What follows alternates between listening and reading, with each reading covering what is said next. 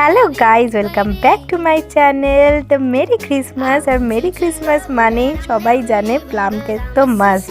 তো প্রথমবার আমি এই প্লাম কেক বানাচ্ছিলাম। তোমরা দেখতেই পাচ্ছ সমস্ত ধরনের ড্রাই ফ্রুটসগুলো আমি আগের দিন রাতেই সোক করতে দিয়ে রেখেছিলাম লেবুর মধ্যে। তো তারপর ওভারনাইট সোক করার পর এখানে মাল্টিগ্রেন আটার মধ্যে বেকিং পাউডার, বেকিং সোডা দিয়ে তারপরে কোনো চিনি ইউজ করিনি, জ্যাগরি পাউডার মানে গুড় ইউজ করেছিলাম অ্যাকচুয়ালি।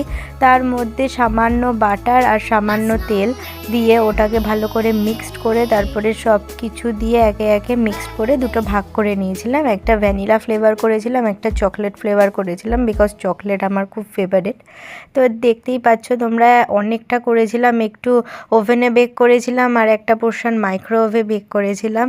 বাট বিশ্বাস করো এতটা ভালো খেতে হবে আমি বুঝতে পারিনি, খুব ভয়ে ভয়ে বানাচ্ছিলাম। তো আজকের মতন টাটা।